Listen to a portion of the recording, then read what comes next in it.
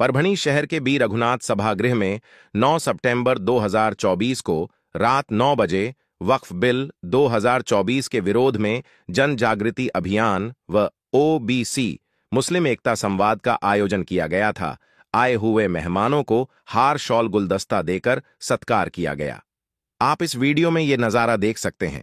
इस कार्यक्रम का आयोजन मोहम्मद गौस जैन अध्यक्ष जैन फाउंडेशन परभणी ने किया। मुख्य मार्गदर्शक शबीर अंसारी साहब all India Muslim OBC organisation प्रमुख थे। इस प्रोग्राम में गुलाम मोहम्मद मीठट्ठू, हाजी शेख वसीम साहब, माजी उप महापौर भगवान राव वाघमारे, माजी नगर सेवक विशाल बुधवंत, माजी नगर सेवक मोइन मौली, भाजपा अल्पसंख्यक नेता अब्दुल खालिद रशीद, प्रवक्ते डायं कटर, धर्मराज चौहान, मोहम्मद इकबाल सर, सामाजिक कार्यकर्ता मोइज अंसारी, ओबीसी संगठन के जिलाध्यक्ष सैयद फारूक ओबीसी, अनवर खान साहब XDYSP जैसी शख्सियत मौजूद थी। शबीर अंसारी इन्होंने कहा कि वक्फ बिल के लिए जितना हो सके उतना विरोध करे। हमारी बड़ी संगठन ने देर कर दी, जो पहले से ही वक्फ बोर्ड पर और वक्फ जमीनों पर नजर होनी चाहिए थी। ये बिल पास नहीं हो सकता था। देश के सबसे बड़े संगठन ने ये अब जिम्मा लिया है। आप सभी लोग इस संगठन ने दिए हुए मेल के द्वारा अपना इस बिल का निषेध करे। औकाफ बोर्ड के चेयरमैन को लेकर भी साधा निशाना, कहा कि अंबानी को जमीन लिखकर दे दी गई है और कहा कि हमने इस चेयरमैन के खिलाफ कोर्ट में एक याचिका दायर की है और बताया कि एक मेंबर के गैर मौजूदगी में ये जमीन लिखकर दी गई। वो एक मेंबर खासदार फौजिया तहसीन खान है। ये उस समय संसद में थे, तभी इस जमीन को अंबानी को लिख कर दी गई है। ऐसा भी शबीर अंसारी साहब ने कहा। और किस तरह की प्रतिक्रिया दी है वक्फ बोर्ड और ओबीसी एकता स्वाद को लेकर, आइए जानते हैं। शबीर अंसारी इनका भव्य स्वागत सत्कार भी किया गया और इन्होंने लिखी हुई किताब मंडलनामा का फ्री में व्हाट्सएप भी किया गया। एक चीज है कि मुख्तलिफ समाजों के बीच इतिहाद होना बहुत जरूरी है और हम देखते हैं कि मनवाद जिसने हजारों साल तक कई एक समाजों को अपने पैरों तले कुचला है। अब मुझे बहुत हैरत होती है कि जिनको हजारों साल तक पैरों तले कुचला गया, आज वो भी जो है उनका ही वाहन बनकर चलते हैं। अब ये गणपति का पीरियड चल रहा है, कहा जाता है कि गणपति का वाहन चूहा है और हम देखते हैं कि मनवाद का वाहन हमारा ओबीसी समाज है। ओबीसी समाज जो है उनको अपने सर पे लेके नाचता है। ये भूल जाता है कि वो हजारों साल तक उन्हीं के जरिए से कुचले गए। और मनवाद का जो एक उसूल है, प्रिंसिपल है, उनका उसूल यही है कि शोषण करो, लोगों का मानसिक शोषण करो, लोगों का शारीरिक शोषण करो, लोगों का आर्थिक शोषण करो और खुद जो है ऐश करो। तो ये जो उनकी जो चाली रीति थी, उनकी जो परंपरा थी, उनकी जो प्रिंसिपल थी, वो बहरहाल चलाते रहे। हमको बहुत ज्यादा जो है शुक्र मानना चाहिए। ज्योतिबा फुले का, ये ज्योतिबा फुले ने इस समाज को बताया कि जो है हम लोग यहाँ के जो है असल मूल निवासी हैं, हम लोग इस देश के मालिक हैं और सारा हमारा श्रम है, हमारी मेहनत है, हमारी कोशिश है जो ये देश जो है फलता फूलता है। और ज्योतिबा फुले के बाद अगर बाबा साहेब अम्बेडकर की एंट्री नहीं होती तो मैं समझता था कि दलित, मैं समझता हूँ अभी भी कि दलित समाज हजारों साल तक फिर एक बार जो है वही खाई में गिरा हुआ होता था। लेकिन बाबा साहेब अम्बेडकर ने इस मुल्क के दलितों को, एक बड़े तबके को इस मुल्क के इंसानों के बराबर लाकर खड़ा किया। तो आज ये जो कोशिश की जा रही है, अभी हमारे जनाब मोहतरम तहसील खान तशरीफ लाए। बाबा साहब अम्बेडकर ने इनिशिएटिव नहीं लिया होता, दलित समाज में बाबा साहब अम्बेडकर जैसा आदमी अगर पैदा नहीं होता तो शायद दलित समाज को आज भी गुलामी से आजादी नहीं मिलती और मालूम नहीं कितने 100 साल तक जो है वो समाज गुलामी करने पर मजबूर होता। ये हुई एक बात। अब इस प्रोग्राम का एक दूसरा हिस्सा है कि आजकल पूरे मुल्क में एक इश्यू है, वक्फ बोर्ड तरमीमी बिल 2004, वक्फ अमेंडमेंट बिल। और मैं बहुत शुक्रगुजार हूँ सोशल मीडिया का कि सोशल मीडिया की वजह से आज हमारा आम आदमी भी ये जान गया है कि ये वक्फ अमेंडमेंट बिल क्या है और औकाफ के बारे में जो है जो पार्लियामेंट में डिबेट चले, मुख्तलिफ पार्टियों के लोगों ने जो है इस इश्यू पे बात की है, उससे बात खुलकर आ गई कि हम जो है मतलब ये क्या मामला है, क्या मैटर है।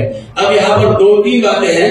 अब अमेंडमेंट बिल की बात जब हम करते हैं तो हम देख रहे हैं कि 2014 के बाद से कुछ फोर्सेस, फैशिस्ट फोर्सेस जो इस मुल्क पर जो है जिन्होंने कब्जा कर लिया है, they want to create unrest in the country. उनको जो है इस मुल्क को अनरेस्ट रखना है, बिल्कुल परेशानी के हाल में रखना है।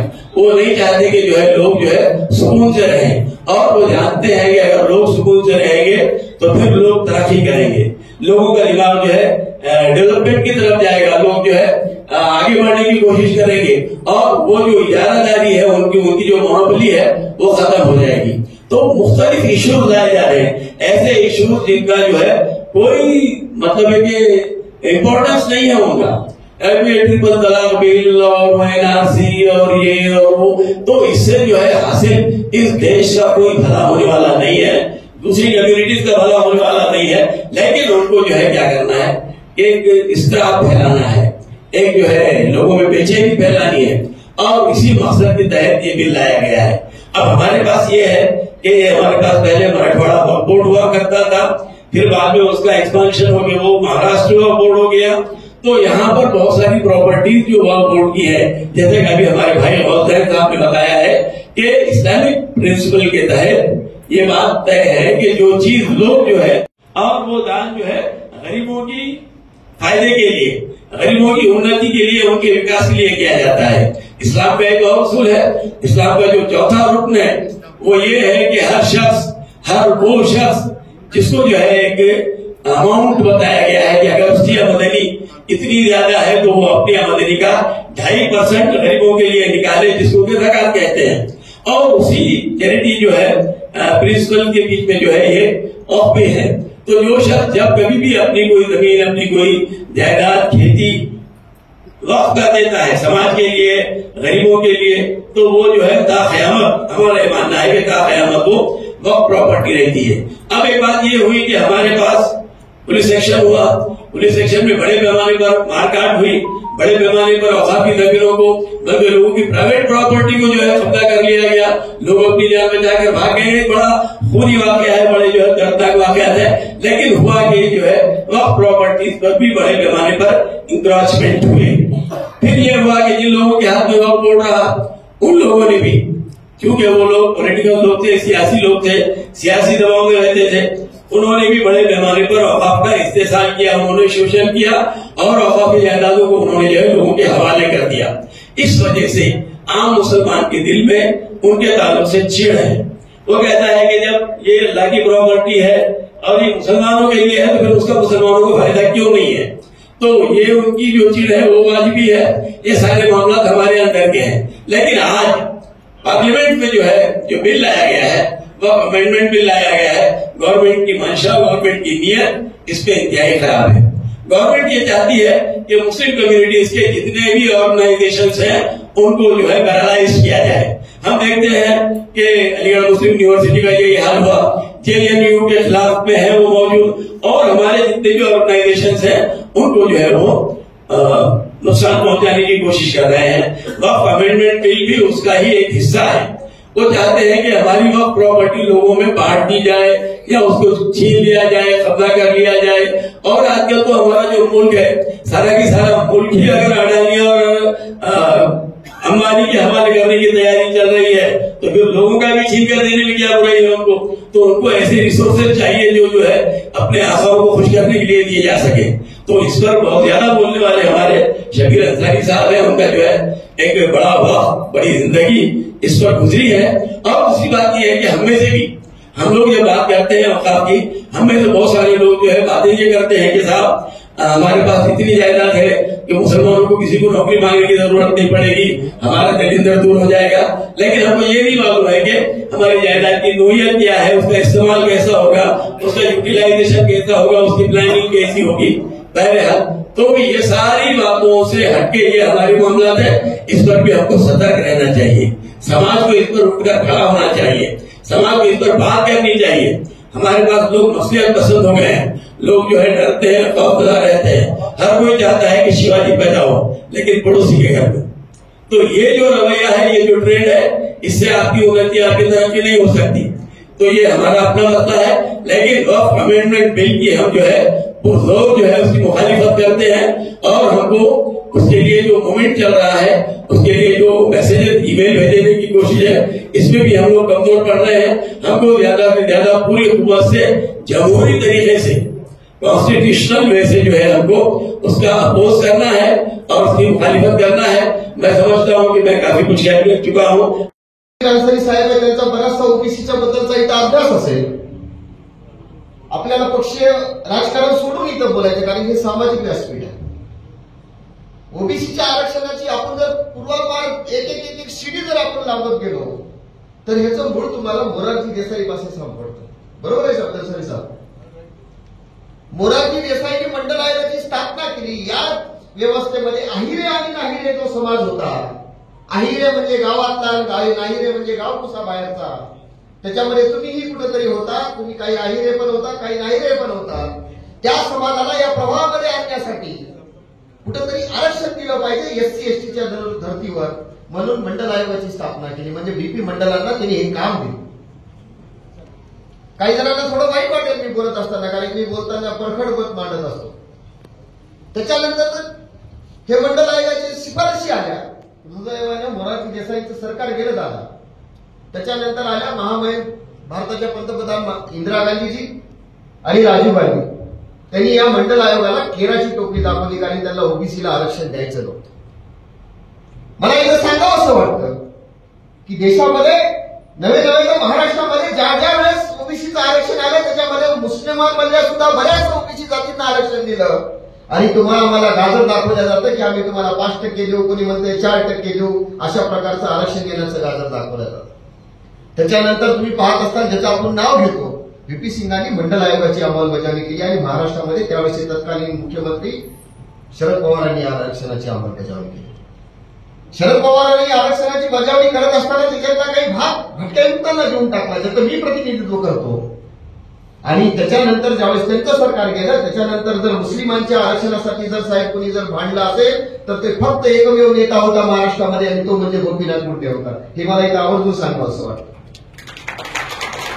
पक्ष बोलताना आपल्याला घेणं राहिलं नाही।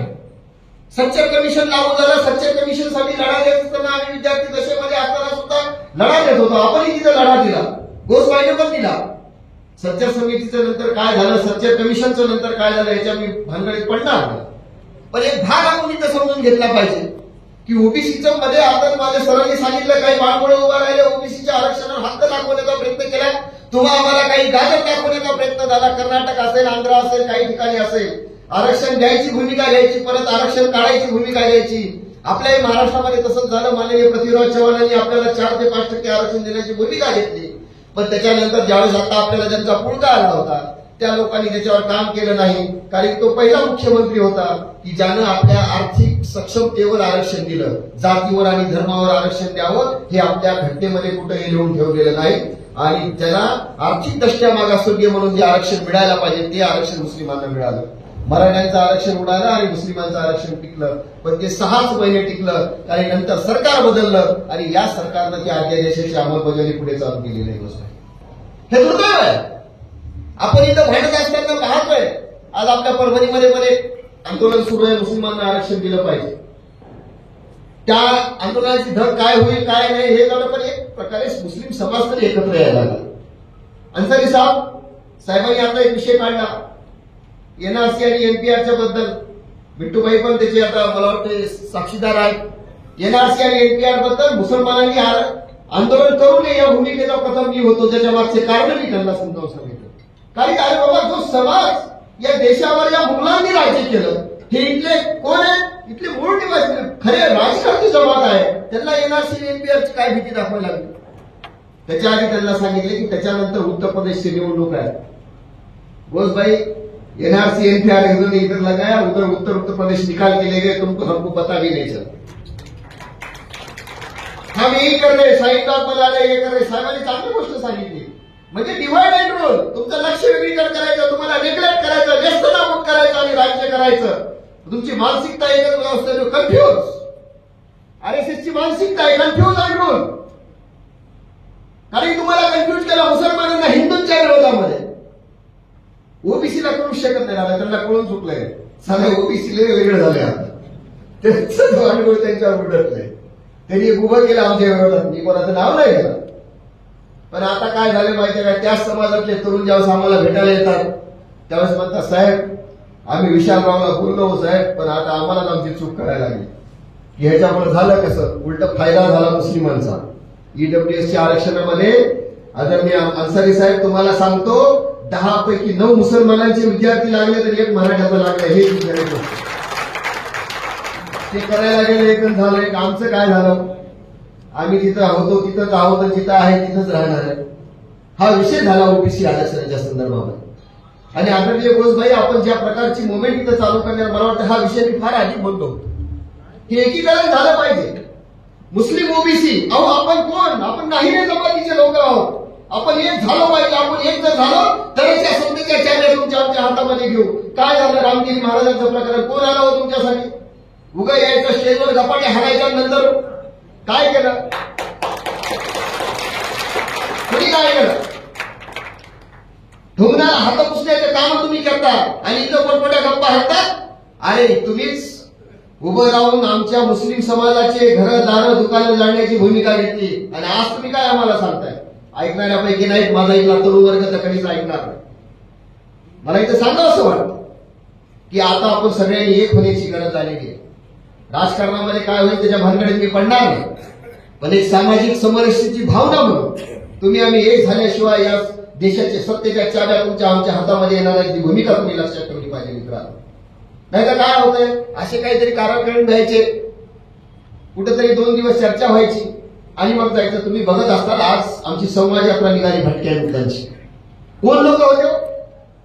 वडार, कैकाडी, गारुडी, सापवाला, नंदीबैलवाला, मुंगूसवाला, लक्ष्मीवाले, हे लोक 1500, 1600, 2000 लोकांची बघितली असेल पत्रकार बांधवांनी. कधी नव्हे महाराष्ट्रामध्ये अशा प्रकारची संवाद यात्रा निघाली. हे कशाचं बळ आहे, कशासाठी एकत्र आले? त्या गरिबांना, पालामध्ये राहणाऱ्या, गाव कुसा बाहेरच्या राहणाऱ्या लोकांना सुद्धा आज भीती वाटते की माझं आरक्षण खतऱ्यामध्ये. ते आरक्षण वाचवण्यासाठी, सरकारला जाब विचारण्यासाठीची आज ही संवाद यात्रा होती. अवकाफच्या विषयावर येतो आता. हा झाला ओबीसीचा विषय. दुसरा विषय म्हणजे अवकाफ आणि मुस्लिम समुदाय. आता साहेबांनी सांगितलं की आम्ही दान या हाताने देतो, त्या हाताला कळत नाही. आमच्याकडे गाजावाजा करायची फार सवय, रुपये द्यायचा 100 रुपये दाखवायचे. त्याबद्दल मी तुमचे धन्यवाद मानतो की तुम्ही 100 रुपये देता, पण त्याचा एकदाही वाक्य होत नाही. कारण एकदा दिलेली जमीन, देवाला दिलेली जमीन, अल्लाला दिलेली जमीन ती परत घ्यायची नसती. ही भूमिका मुस्लिम धर्मीयामध्ये मला सांगावं असं वाटतं. दातृत्व आणि दानत्व जर तुम्हाला बघायचं असेल तर खऱ्या अर्थाने मुस्लिम धर्मामध्ये असतं, हे मी स्वतः अनुभवलंय. कारण की एक अनुभव सांगतो अन्सारी साहेब. मागच्या लॉकडाऊन मधली एक गोष्ट आहे. लॉकडाऊन मध्ये आमचे भटक्या मुलांचे पालक गाव कसा बाहेर राहतात.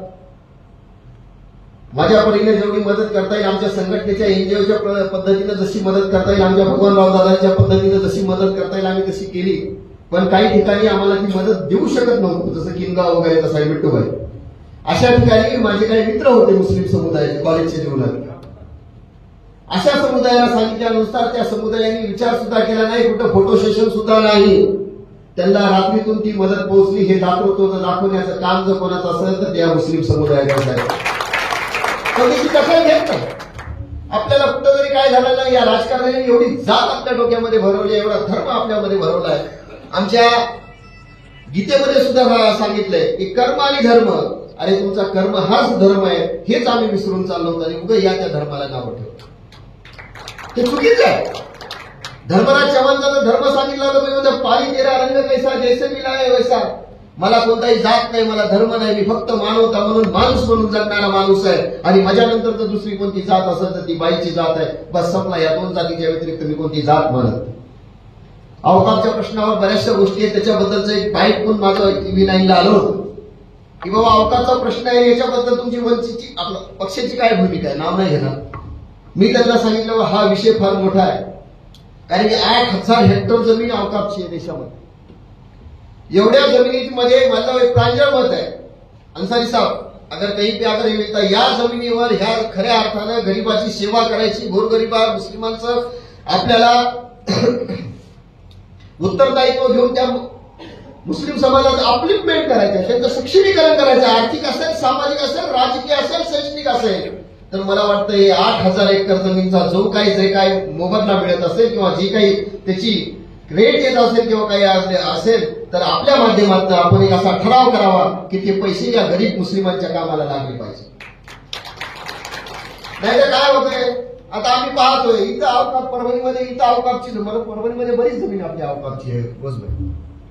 या जमिनीवर काय होतंय, कुणीतरी येतंय, काहीतरी करतंय, ते त्याचं होऊन जाते, ते त्याचं पुरतं जाते, पण गरीबांचं काय. आज माझा जो गरीब आहे, जो बिचारा हॉकर्स आहे, आता आमच्या इंडियनचे झाले बघा, जे हॉकर्स आहेत त्याच्यासाठी तुम्ही काय करता, म्हणजे त्या लोकांच्या शैक्षणिक खर्चासाठी तुम्ही, मला काय म्हणायचं की शिक्षण आलं ना तर विचाराची ताकद वाढते. आता सरांनी सांगितलं की प्रत्येक बाबासाहेब आंबेडकर आपल्या घराघरामध्ये जन्माला पाहिजे, ही भूमिका तुमची आमची असली पाहिजे. त्यांनी शिवाजी महाराज म्हणले, मी म्हणलं काय हरकत नाही, आता आपल्याला तलवारी पाजळायच्या नाही, पण विद्वेतीची तलवार पाजळायची म्हणून बाबासाहेब आंबेडकर आपल्या घरामध्ये जन्माले पाहिजे. एक विद्वत्ता आपल्या घरामध्ये आली पाहिजे, कशा प्रकारे वागलं पाहिजे, कायद्याचं ज्ञान कसं असलं पाहिजे, ही भूमिका तुमच्या आमच्यामध्ये ज्यावेळेस आपण अंगीकारू त्यावेळेस मला वाटतं खऱ्या अर्थानं मुस्लिम समुदायाचा विकास. नाहीतर काय होईल, ही गरीब वाढत नाही साहेब, गरीब गरीब होत आहे, मोठा मोठा होत आहे.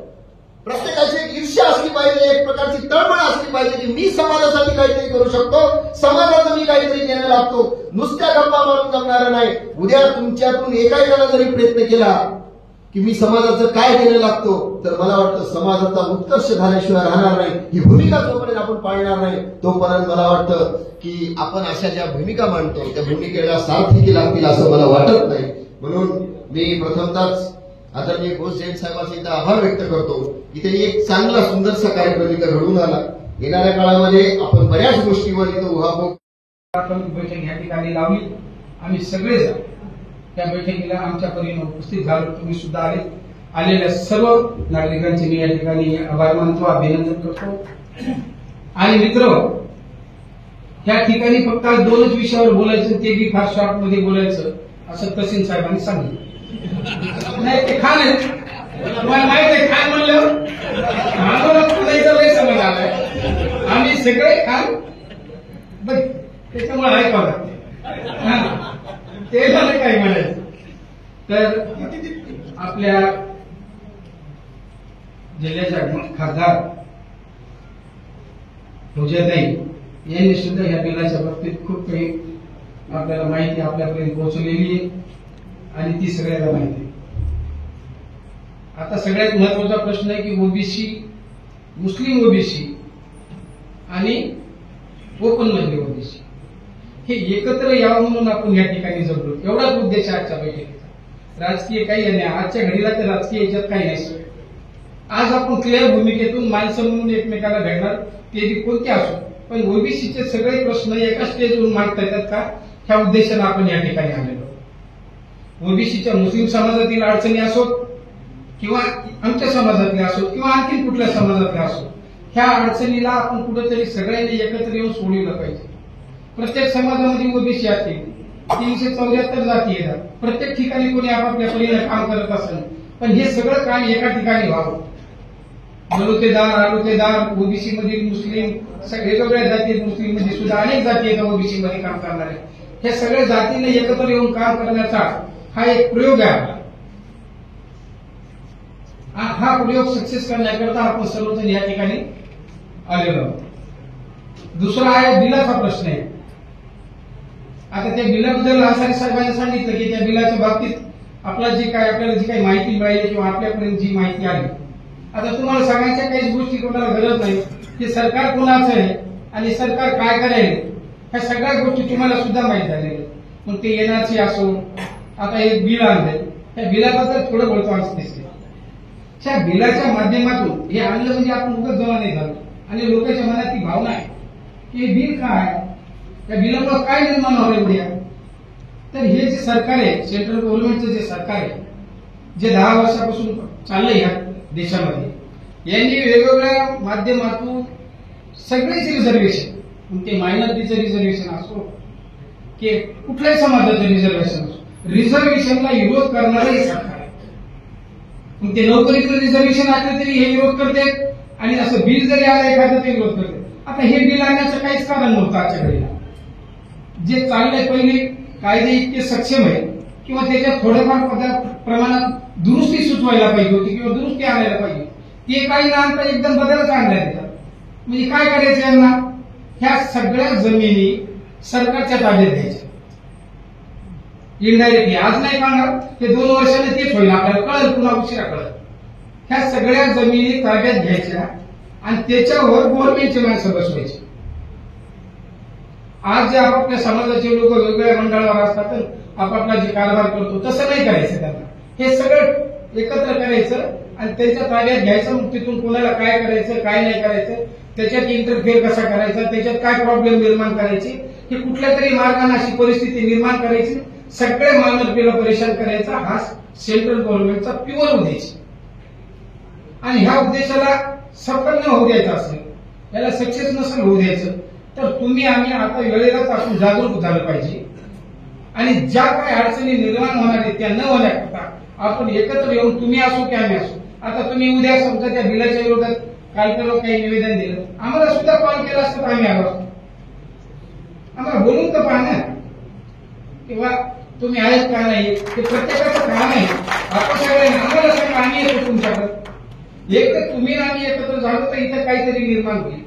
मग ठीक आहे, तुम्ही तुमच्याकरता राहू, तुमची तरी बाजू होईल, पूर्ण नाही तर आमची तरी होईल. आता कोणाचीच होणार नाही. ही सिच्युएशन गेल्या 30 वर्षापासून या जिल्ह्यात आहे आणि हीच पुन्हा 25-30 वर्ष राहील. आपण जर असं वागलो, हिला जर बदलायचं असलं तर अशा प्रकारचे प्रोग्राम झाले पाहिजे आणि त्याची अंमलबजावणी सुद्धा झाली पाहिजे.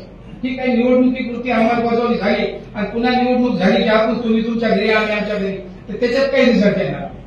हे प्रॉपर काम करायचं असेल तर आपण सगळ्यांना एकत्र येऊन हे केलं पाहिजे. अतिशय चांगल्या प्रकारचा विषय या ठिकाणी आपण ह्या ठिकाणी आणला, त्याबद्दल तुमचे सगळ्यांचे.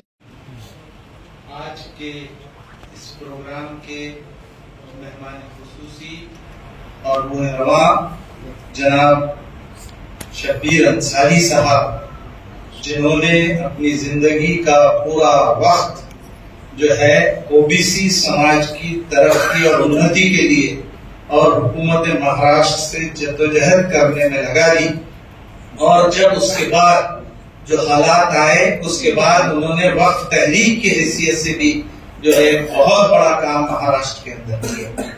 ये काबिल मुबारकबाद है और आज भी वो अपनी इस उम्र की इस मंजिल में भी जो है ये जद्दोजहद कर रहे हैं. मैं यहाँ मौजूद मेहमान में मेरे दोस्त, मेरे रफीक़-ए-कार, मेरे क्लासमेट जनाब तहसीन अहमद खान साहब यहाँ मौजूद हैं. हमारे यहाँ डॉक्टर चौहान साहब यहाँ मौजूद हैं. मेरे दोस्त जनाब बुधवन साहब यहाँ मौजूद हैं. जनाब हमारे बहुत अच्छे दोस्त और माजी उप महापौर जनाब भगवान राव वाघमारे साहब यहाँ मौजूद हैं. जनाब वसीम साहब भी यहाँ मौजूद हैं. हमारे दोस्त जनाब मोइन मौली साहब यहाँ हैं. जनाब खालिद साहब यहाँ मौजूद हैं. जनाब इकबाल सर यहाँ हैं. फारूक ओबीसी साहब हैं और जो है यहाँ पर मौजूद जनाब गफरान अंसारी साहब भी यहाँ मौजूद हैं. और आज के इस प्रोग्राम के रुए रवा जनाब गौस जैन साहब यहाँ मौजूद हैं, जिन्होंने इन 2 उन्वानात पर आज की ये महफिल यहाँ सजाई.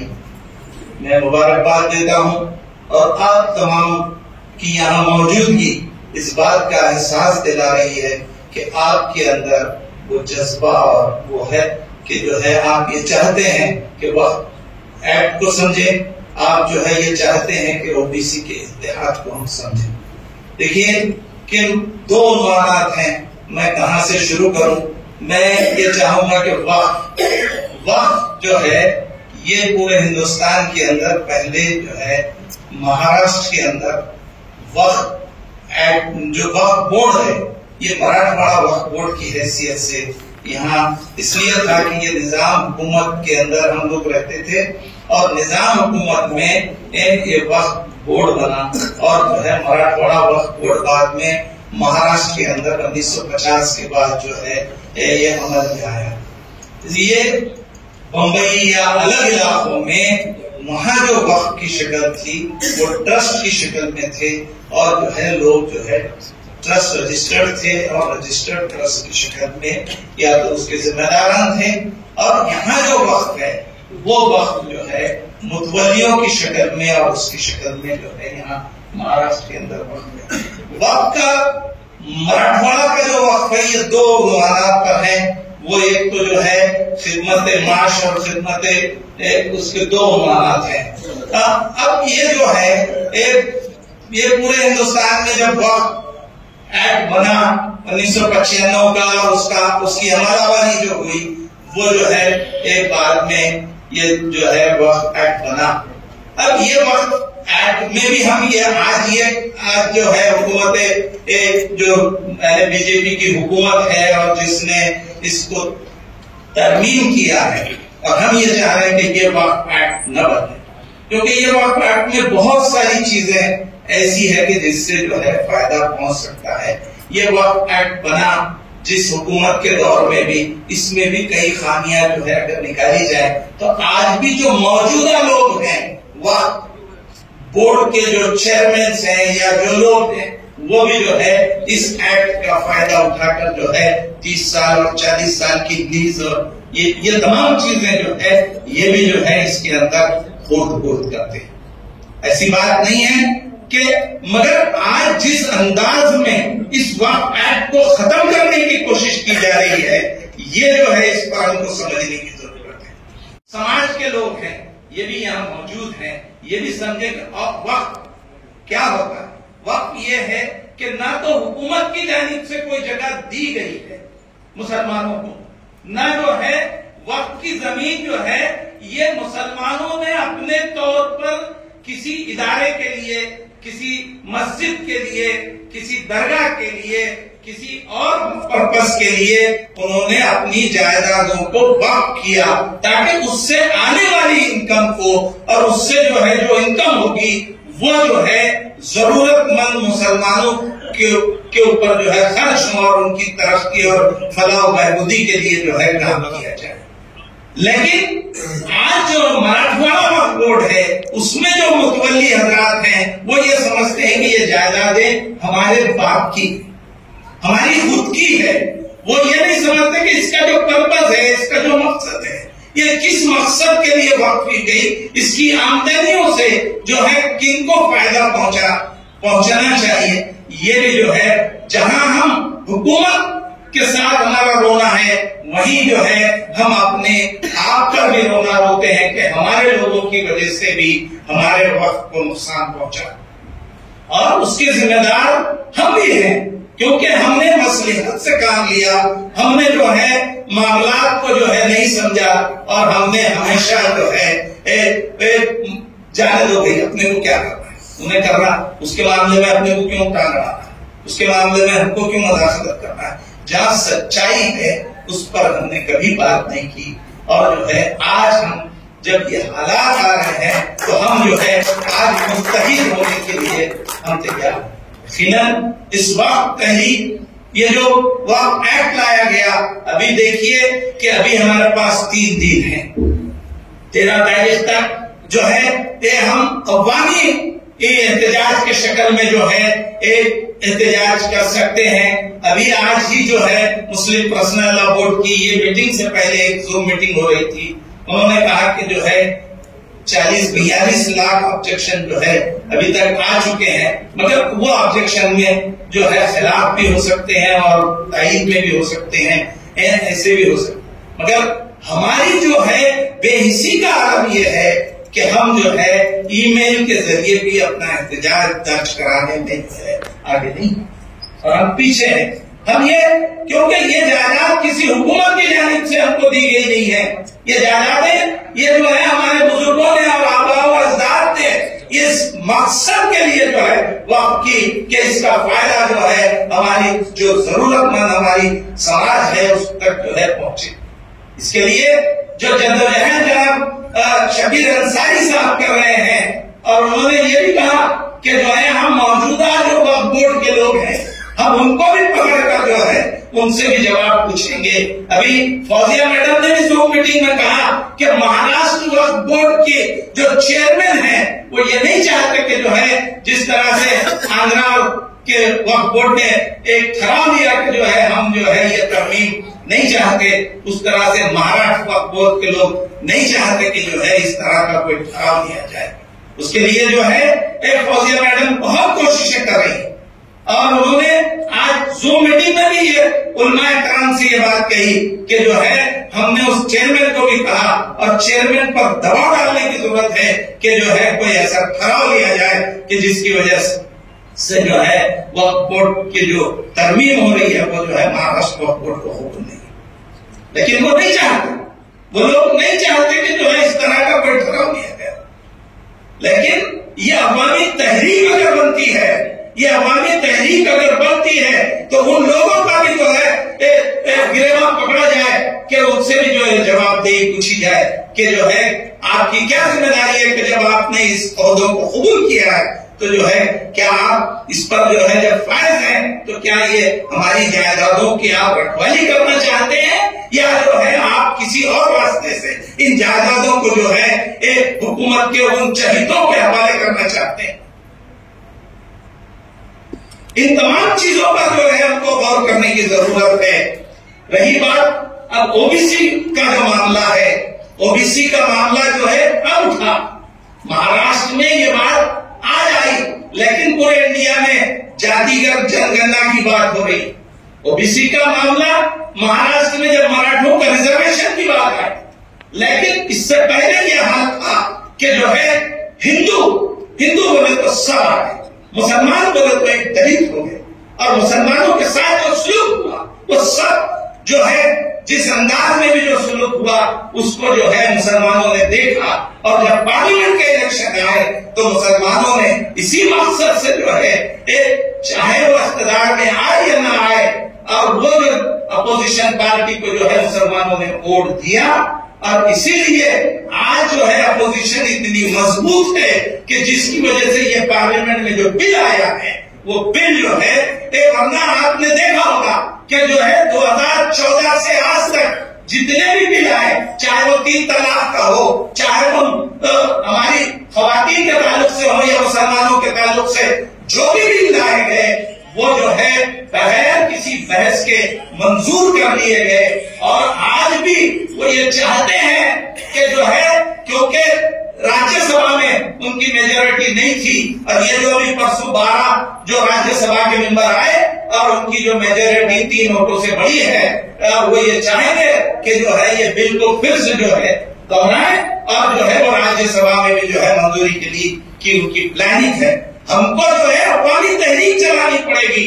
अभी जैसे चौहान साहब ने कहा कि बुद्ध लोग, मगर हम जहां तहरीक चलाते हैं तो हमारे भी हालात ये हैं कि जो है हमारे अंदर से कुछ लोग निकलकर जो है पत्थरबाजी करते हैं या जो हालात बनते हैं और उसके बाद जो भुगतना पड़ता है दूसरी अवाम को, उसकी शक्ल जो है हम अभी जो है मध्य प्रदेश में देख रहे हैं। हम जो है अभी आप देख रहे हैं कि ये 3 दिन में 6 वाकयात जो है हो गए कि रतलाम के अंदर जो है, सूरत के अंदर, उसके बाद परतवाड़ा के अंदर, उसके बाद जो है तेलंगाना के अंदर जो हालात अभी मुसलमानों पर हैं। और मैं ये समझता हूं कि मौजूदा हालात में अगर मुस्लिम और ओबीसी अगर एक जगह आते हैं तो जो है हम महाराष्ट्र में कुछ हालात को बदल सकते हैं।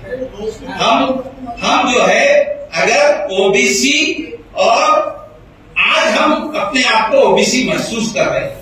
देखिए कि मैं माफी चाहता हूं, ठीक है, मेरा इल्म कम होगा आपके मुकाबले में और मैं जो है आपके मुकाबले में कल नाइल्म होगा, लेकिन मैं ये समझता हूं कि पार्लियामेंट इलेक्शन के बाद ये बात महसूस की जा रही है कि जो है ओबीसी और मुसलमानों के अंदर संवाद किया जाए और उनको खरीद लाया जाए।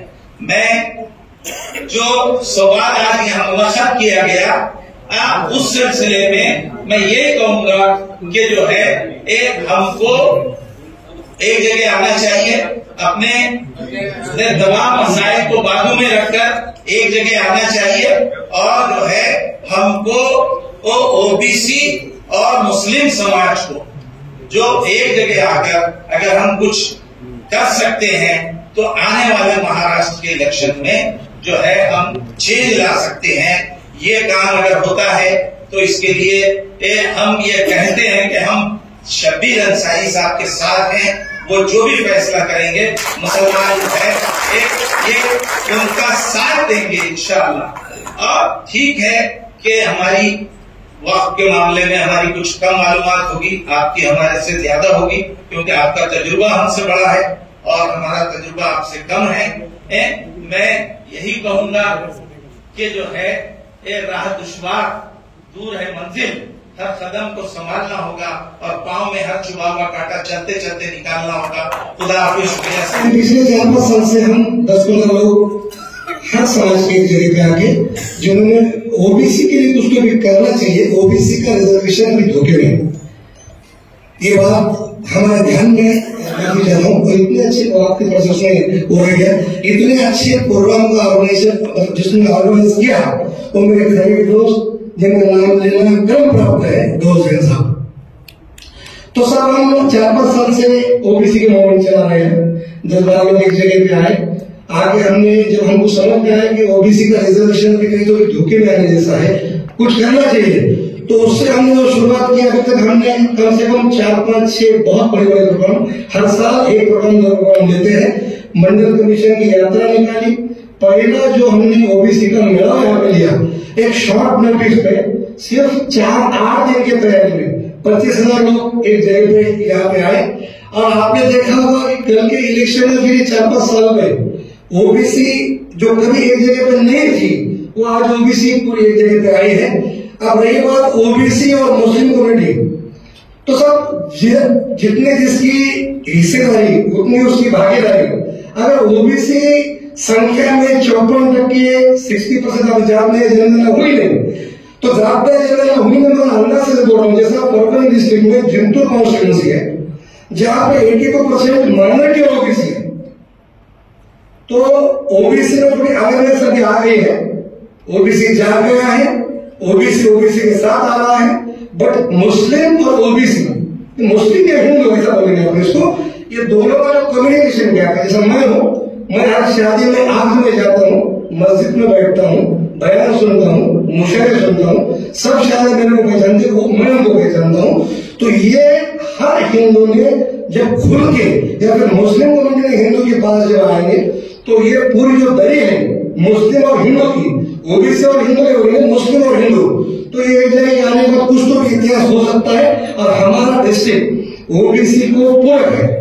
परगनी कॉन्स्टिट्यूंसी हो, जिंतूर कॉन्स्टिट्यूंसी हो, हर कॉन्स्टिट्यूंसी में ओबीसी की संख्या उतनी है। मुस्लिम कम्युनिटी अगर खुल के हमारे साथ आ जाए तो कुछ नया नहीं, कुछ नया समीकरण यहाँ पे बन सकता है। आपने देखा होगा पिछले 2-4 साल में महाराष्ट्र में क्या चल रहा है। एक आदमी उठ के आया, उसके पीछे पूरा समाज आया, करोड़ों लोग एक जगह पे आ गए, रास्ते पे आ गए, तो मजबूरी से गवर्नमेंट के पूरे आजे और माजी मिनिस्टर्स को वहां पे जाके झुकना पड़ा। रोज वहां पे एक मिनिस्टर जाता है, उनकी वाणी पूरी होगी नहीं पता। मराठा समाज हमारा बड़ा भाई है, एजुकेशन और नौकरी 2 चीज के लिए उनको आरक्षण मिलना चाहिए, हमारी कोई दिक्कत नहीं है। अड़चन आ रही है कि ओबीसी का आरक्षण क्यों चाहिए था। अभी तक आप देखेंगे साहब, जितना एजुकेशन इंस्टीट्यूट महाराष्ट्र में है पूरे मराठा समाज के हैं, पूरे स्थानीय स्वराज्य संस्था पे जो बैठे हैं वो मराठा समाज के लोग हैं। जितनी शुगर फैक्ट्रीज है पूरी मराठा समाज की है। फिर आरक्षण किससे मांग रहे हैं और कौन मांग रहा है, ये चलना क्या है।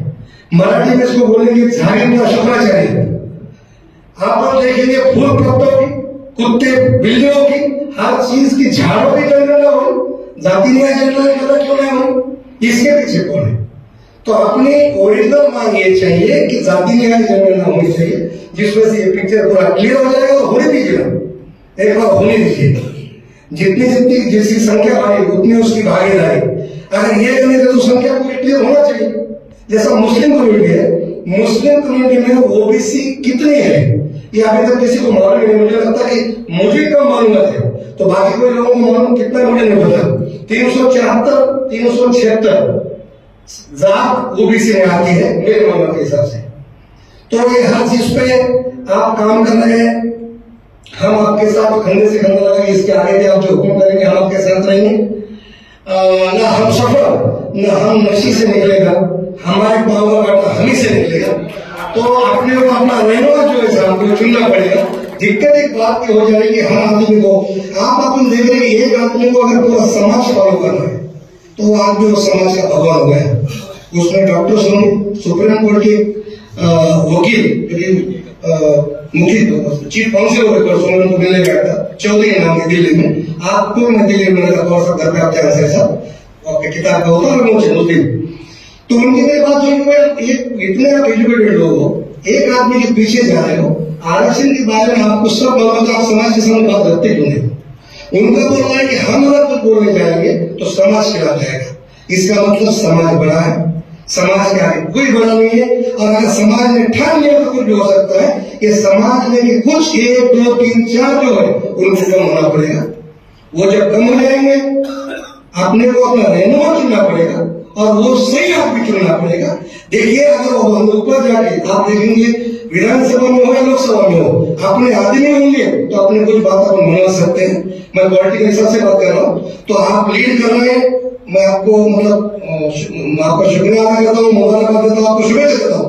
और ओबीसी समाज परवरी डिस्ट्रिक्ट बड़ी बात नहीं करता हूँ मैं, हम अभी एक जगह पे हैं। आप जो आदेश देंगे आपके आदेश को हम फॉलो करेंगे, आपके साथ कंधे से कंधा मिला के रहेंगे और हर करेंगे।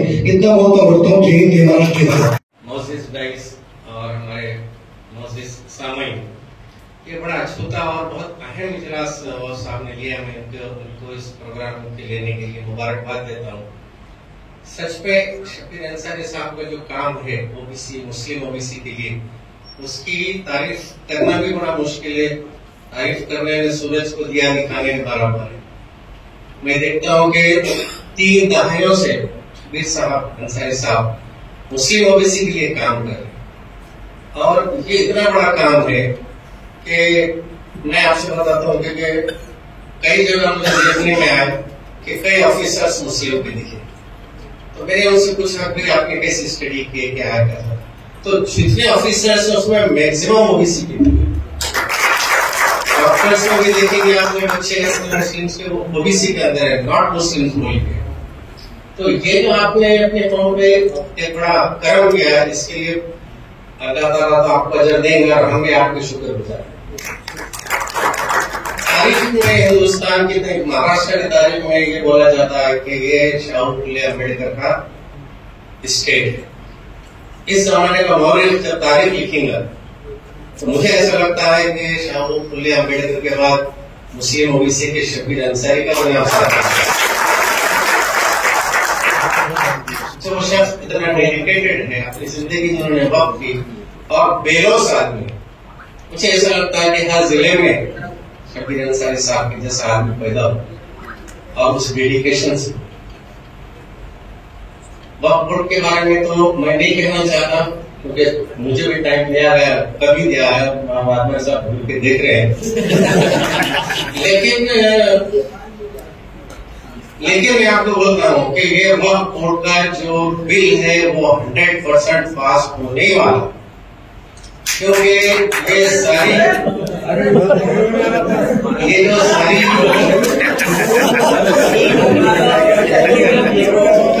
सुन लो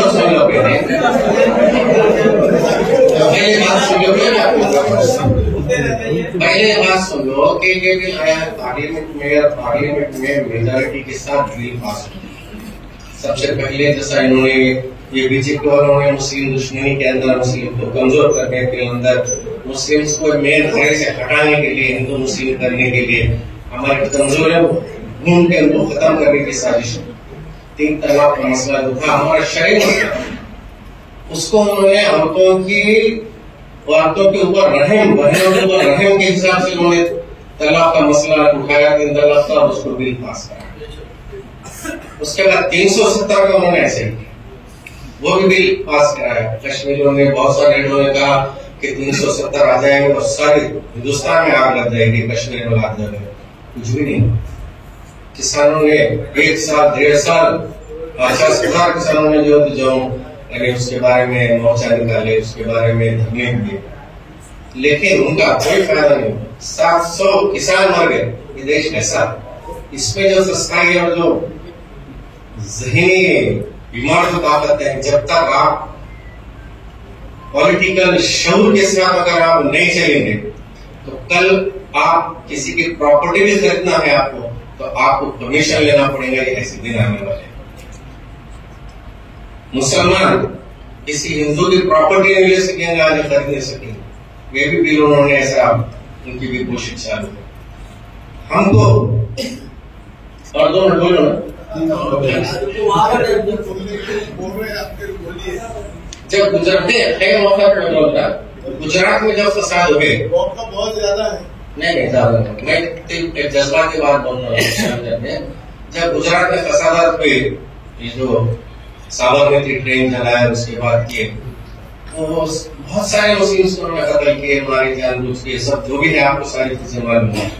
उसके बाद जो आउटलुक एक पेपर आता है, मैगजीन आउटलुक था, पूरे महाराष्ट्र में, इंडिया में जाता है, इंडिया से सारी कंट्रीज में जाता, तो उसके कवर पेज के अंदर, उसके कवर पेज पर ऐसी आग लगी हुई, ये वो मुस्लिम्स के आउट में, और एक ऐसा रोता हुआ आदमी मुस्लिम का सा फोटो में, इतना दर्दनाक उसकी फोटो बताई थी, और उसके नीचे लिखा था कि नाउ मुस्लिम्स न्यू अनटचेबल्स, यानी आज से मुसलमान नए अछूत हैं, यानी हमको उस अल्फाज से नवाजा गया, जबकि हम इस हिंदुस्तान के ऊपर 1000 साल हुकूमत करते। लेकिन वो बातें भी हमने भूल गए। हम आपस से इख्तलाफात में, लोगों की चापलूसी में, अपने आप को जमीन को बेचने में, वक्फ की बात चल रही है, तो वक्फ हमारे पास 75 साल से वक्फ है हमारे पास। ना हमने एक यूनिवर्सिटी बनाया, नहीं कॉलेज बनाया, नहीं दवाखाना बनाया। तुम्हारे मंदिरों के इतने बड़े बड़े ट्रस्ट, एक मामूली ट्रस्ट है शेगांव का, उन्होंने बड़े बड़े कॉलेजेस बनाए। आज करोड़ों एकड़, लाखों एकड़ जमीन कहते अपने पास दिया हुआ है। सीईओ मुस्लिम है, बोर्ड के मेंबर मुस्लिम है, वक्फ ऑफिसर मुस्लिम है, अपन मुस्लिम है, लेकिन किसी को भी वो शऊर नहीं रहा कि अल्लाह की दी गई अमानतों को संभाल सके। खाली एक्सपेक्ट करते कि आपने लड़ना, आपने शहीद हो जाना, हम आपका चैलू भी करेंगे, पुतला भी गाड़ेंगे, ऐसा नहीं है। ये हर मुसलमान का फर्ज है। अगर आगे आने वाली नस्लों को इज्जत से, शान से, अपनी शनाख्त के साथ अगर जीना है तो तुमको अमल में आना। आप ओबीसी मुस्लिम ओबीसी के लिए जो है, मेरी तरफ से भी मैं आपको 30-35 साल से देखता, आपका जो बेलोज काम है, मैं उसको सलाम करता हूँ। हमारे भगवान वाले साहब को आप कितना चाहिए, मैं उतना कम है। मेरी अपनी जिंदगी पे जो 45 साल मैंने ओबीसी की लड़ाई लड़ी है, उसके ऊपर मंडल नाम किताब बुक लिखी है, बहुत बेहतरीन है। और मूवमेंट चढ़वड़ तहरीक क्या होती है और तहरीक से क्या मिल सकता है, वो किताब हर एक को पढ़ना चाहिए। उससे मालूम पड़ेगा कि मूवमेंट चढ़वड़ क्या होती है और मंडल क्या था और कैसा उसके ऊपर इम्प्लीमेंट होना बदलनी हुई। उन्होंने जब सुना, उन्होंने कहा कि शबीर भाई वो बुक्स मैं पहले खरीदूंगा और वो खरीद कर मैं लोगों को बांटूंगा, और उन्होंने 100 बुक खरीदा बहुत पहले, और मैं वो फ्री बांटूंगा। और ये भी कहा कि उसके ऊपर एक चर्चा सत्र अपन रखेंगे, लोगों को बुलाएंगे, लोग उसके ऊपर बहस करेंगे, बात करेंगे और वो बुक का वाटअप करेंगे। ऐसी चर्चा हमारी हो चुकी थी। उसके बाद गौर साहब मेरे पास 3-4 बार आए, मेरे पास टाइम ही नहीं, वक्त ही नहीं है। 7:30 बजे से रात में 10 बजे तक काम करता हूँ, इतना काम रहता है कि 1 मिनट का वक्त गया। परवनी में 3-4 बार उन्होंने बोले शबीर भाई चर्चा सत्र रखने की बात मेरे सामने, मगर मुझे वक्त नहीं मिला। गौस आए, वसीम आए, इन्होंने कहा कि शबीर भाई, बोला भाई इश्यू क्या रखना है आपको, तो बोले वो ओबीसी और सब लोगों को अपने को एक साथ बात करना है। बोला अच्छा इश्यू है, मैं आ रहा हूँ नांदेड़, मैं 3 दिन से नांदेड़ में हूँ और परसों भी था, कल बहुत बड़ा प्रोग्राम हुआ। आज नांदेड़ वालों को मुबारकबाद देना, हजारों नौजवान लड़के रोड को ब्लॉक कर दिए थे। आप देखेंगे सब चैनल आप बता रहे हैं वहां पर जिस तरीके से यही बिल के विरोध में जो कोई ऐसी मस्जिद नहीं थी जहां से ऐलान नहीं हुआ था, कोई ऐसी मस्जिद नहीं थी। 3 दिन से मुसलसल मस्जिदों में और तमाम मसलक के बड़े बड़े उलमा हज़रात, बहुत बड़े बड़े उलमा हज़रात हर मसलक के उस स्टेज पे मौजूद थे। कल का जो प्रोग्राम हुआ हमारा, उस स्टेज पर वो मौजूद थे और वो चाहते थे कि ये यहाँ कुछ ऐसी, जैसे यहाँ कुछ बात हो रही थी, तो एक हमारे सबसे पुराने मुफ्ती है वहां पर, वो बड़ा गर्म बन गए। अरे भाई तुमको ये बात करना, मस्जिदों में वास करो, शब्बीर अंसारी कौन सुनने के लिए आए? कहीं की बात है, मुफ्ती खलीलुर रहमान साहब, बंद करो ये सब बात। और वो शब्बीर अंसारी को बुलाया और उसके बाद में सुनिए। तो मेरे को ठीक है, 45 मिनट मैंने बोला, वो वीडियो चल रहा है पूरा 45 मिनट का मेरा पूरी, क्या मैंने कहा क्या नहीं कहा वो सब वायरल हो रहा है, सब चैनलों पे बताया जा रहा है। और आज का भी जो धरना हुआ था, हजारों बच्चे रोड पर इसी औकाफ बिल के बारे में आए थे। 3 दिन से मुसलसल में वहां हूं। उसी पीरियड में इनको कहा था कि मैं परभनी आता हूँ, आप देखिए अगर जो हो सकता है तो कीजिए, मगर सिर्फ इसके ऊपर ओबीसी और मुस्लिम लीग का हम लोगों को किस तरीके एक साथ आके काम करना चाहिए। इसके बाद ठीक है, अब उसके लिए मुझे भी 2-5 मिनट बोलना ही पड़ेगा, नहीं तो फिर सारे लोग मेरे पे भी कोई ना कोई फतवा और नया निकाल देंगे। इसमें कोई शक नहीं है, हमारे कौम को आदत है कि नहीं बोला तो फतवा निकल जाएगा। तो पहले हम किताब का इजरा कर लेते हैं और उसके बाद में फिर आपसे बात करें। जो बुनियादी काम बोलते हैं वो काम करने जा रहे हैं। वो इस परभनी शहर के अंदर बहुत बड़ा काम आपको समझ में आएगा। और स्टेज पे बैठे हुए तमाम हमारे जो सभी लोग हैं, काबिल एहतराम बहुत बड़ी शख्सियतें हैं, हमारे के साथ सामने बैठे तमाम बुजुर्गों। 5 मिनट में खाली अमेंडमेंट के बारे में बोलूंगा। मैं आज उसके ऊपर बात करना नहीं चाह रहा था, मगर छिड़ गई है और मैं कुछ ना कहूँ। देखिए, ये बिल जब सादर हुआ, पार्लियामेंट में आया, बात चली, पूरे हिंदुस्तान में चल रही थी, तो एक गुस्सा भी था, खामोशी भी थी, क्या करना चाहिए उसके बारे में बात हो रही थी। तो मुंबई में तमाम वहां के काबिल एहतराम शख्सियतें, उलमा इकराम, उलमा बोर्ड, वहां के आमदार, वहां के माजी आमदार, खासदार, सभी लोग मेरे पास आए और शबीर भाई आपको ही शुरुआत करना पड़ेगी, क्योंकि तहरीक वक्फ आपने बहुत बड़ा काम किया है, आप जानते हैं। तो अभी तक तो इसके बारे में कोई बात हुई नहीं है, मतलब मेरी तबीयत सही नहीं है। और मैं जब आऊंगा मैं कहूंगा तो सबको ऐसा महसूस होगा कि मैं सबके खिलाफ बोल रहा हूँ। उलमा समझेंगे कि मैं उनके खिलाफ बोल रहा हूँ, पॉलिटिकली लोग समझेंगे कि मैं उनके खिलाफ बोल रहा हूँ, और जो लोग यहाँ पर आए हुए हैं वो समझेंगे कि मैं उनके खिलाफ बोल रहा हूँ। मैं सच बात कहने जाऊंगा मगर लगेगा ये कि सबको ही बुरा लगा, सबके बारे में बुरा कह रहा हूँ।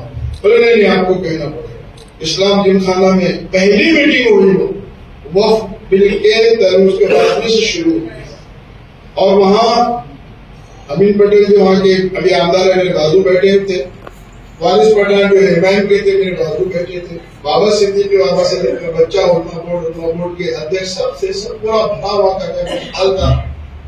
मैंने उनको पहले यही बात बोला कि ये बकवास करने से और बकवास सुनने से पहले मैं सदर मुझे बना दिए, और फिर मैं क्या कहूँ, कुछ नहीं। और आप जब गलत ट्रैक से जाएंगे और बातें सब गलत तरीके से आएंगे तो कुछ नहीं। मैं पहले कहूंगा, शर्त मेरी ये है, और मैं कहूंगा उसके बाद में फिर आप उसके ऊपर आपको क्या कहना है कहो, नहीं तो शुरुआत ही गलत तरीके से हो जाए तो मतलब ही नहीं आने वाला है। तो सबने एक्सेप्ट किया।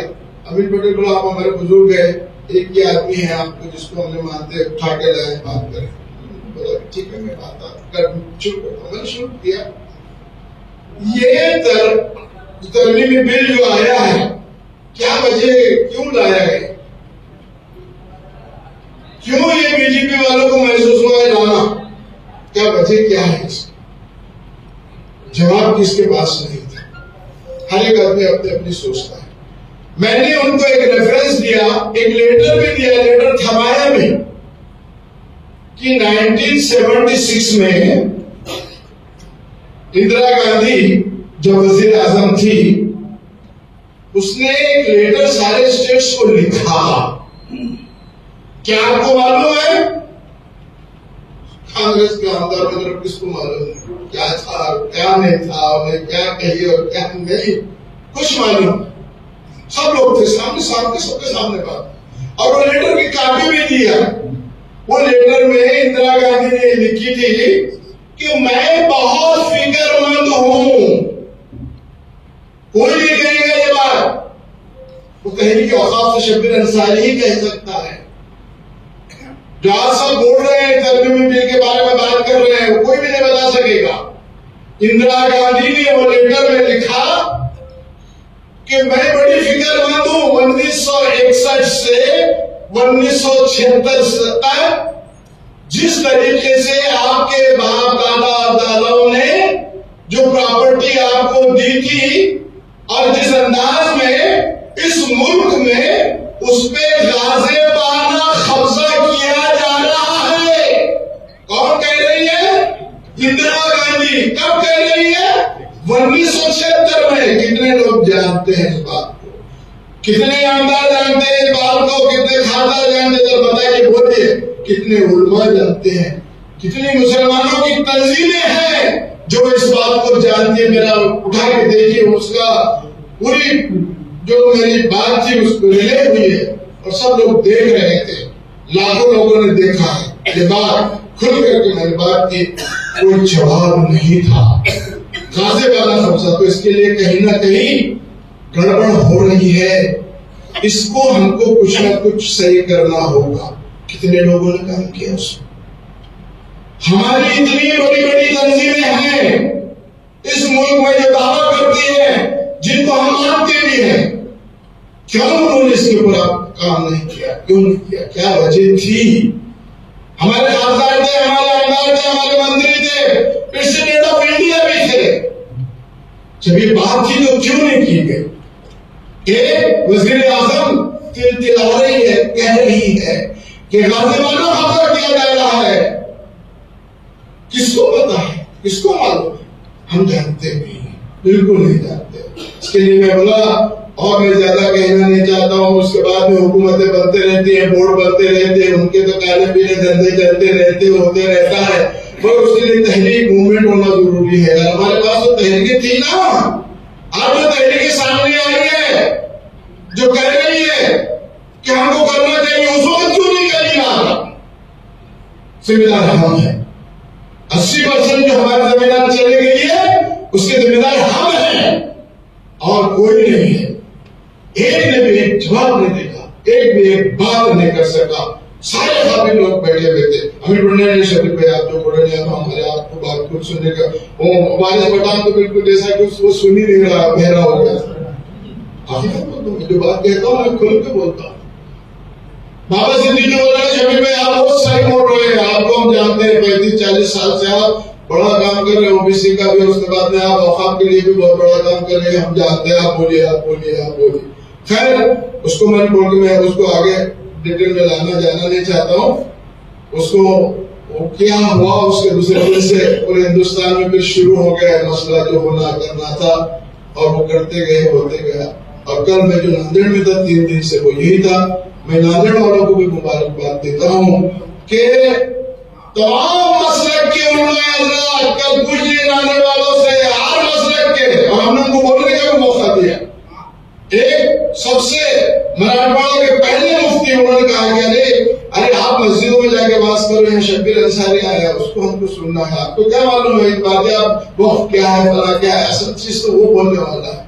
सबसे पहले मराठवाड़ा के जो मुफ्ती थे खलीलुर रहमान साहब, उनकी सदारत में था, और उन्होंने उनको रोक दिया और बोला कि नहीं, पर शब्बीर अंसारी की बात करो। उन्होंने 45 मिनट का वो वायरल हुआ, सुन लीजिए कि मेरा क्या भाषण था, क्या मैंने वहां तकरीर की, क्या मैंने बोला, क्या किया। हम लोग उस बातों पर गौर करते नहीं, उनको कुछ मालूम ही नहीं है। मराठवाड़ा वक्त 95 का एक क्या है, कब बना, क्यों बना, कैसे बना, मराठवाड़ा क्यों बनाया। 54 का जो एक्ट था वो तो पूरे हिंदुस्तान के लिए था, सब जगह थी, सब स्टेट बोर्ड थे। फिर महाराष्ट्र में क्यों नहीं था? महाराष्ट्र में सिर्फ मराठवाड़ा था, बाकी के सब चैरिटी के मिशन के अंदर थे, ट्रस्ट थे, और वो चैरिटी के मिशन के अंदर पूरे के पूरे ट्रस्ट थे। पर 95 के बाद वो आ गए, मतलब सब मालूम ही नहीं होता, सीखते नहीं, समझते नहीं, बोलते नहीं, और उसकी वजह से गलत तरीके से जब बोलते हैं ना तो और गलतफहमियां ज्यादा पैदा शुरू हो जाती है। सच बात बोलने के लिए करना चाहिए, और जिसको स्टडी उसको ही कहने लगते हैं, और उन्हें बोलना चाहिए। मैं समझता हूँ, और इसके लिए मैं रोकता भी होता। और उस वक्त हुआ, बात हो गई, और उसके बाद चला कल नांदेड़ में आज हमारा धरना था। आप पूछ लीजिए हर एक नांदेड़ से, हर नौजवान कल मगरिब की नमाजों में कोई ऐसी मस्जिद नहीं थी जहां से ऐलान नहीं हुआ कि शब्बीर अंसारी आया है, उसके क़यादत में कल धरना है और आपको आना है। जगह में नजर आ रही थी। देखिए वायरल हुआ इतना बड़ा प्रोग्राम वहां पर हुआ, 3 दिन से मैं वहां था। मुझे फिक्र थी कि फरवरी में मैंने इनको टाइम दिया, मुझे आना है 6 बजे कैसे भी छुटकारा पाके मैं बराबर 8 बजे यहाँ पहुंचा हूँ। और इस बिल में मैं मुबारकबाद देता हूँ मोहतरमा फौजिया खान को, इसमें कोई शक नहीं। जैसे मैंने बोर्ड बने ये करेंगे उसके चक्कर में भी नहीं जाने वाला, बोलने वाला भी नहीं, मगर मुबारकबाद देता हूँ। एक बात थी तो मुबारकबाद दूंगा, जरूर देना ही चाहिए। ये जो घटनाएं हम ये बात कर रहे हैं या जब बोर्ड की हम बात कर रहे हैं, जो बोर्ड की बात कर रहे हैं, जिस बोर्ड से आप बात करने की कोशिश कर रहे हैं, तुम चाहो क्या वो लीगल है लीगल? वही लीगल कोरम भी नहीं था।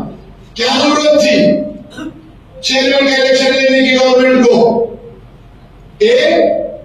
हमारे मोहतरमा 2021 में उसका इंतकाल हो गया, वो मुतवल्ली से चुन की गई थी, वो खाली जगह थी, आपने उसको क्यों नहीं पूर्ण किया? पहले 2 एडवोकेट्स की जगह खाली थी, आपने उसको क्यों नहीं पूर्ण किया?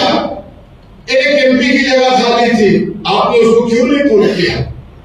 क्यों नहीं सब लोगों को इकट्ठा किया? और उसके बाद क्या जरूरत थी इलेक्शन की? और इलेक्शन में थे कितने लोग? 6 लोग। क्या कह रहा है? इलेक्टेड और नॉन इलेक्टेड। जो नॉमिनेट होते हैं उससे ज्यादा इलेक्टेड होना चाहिए।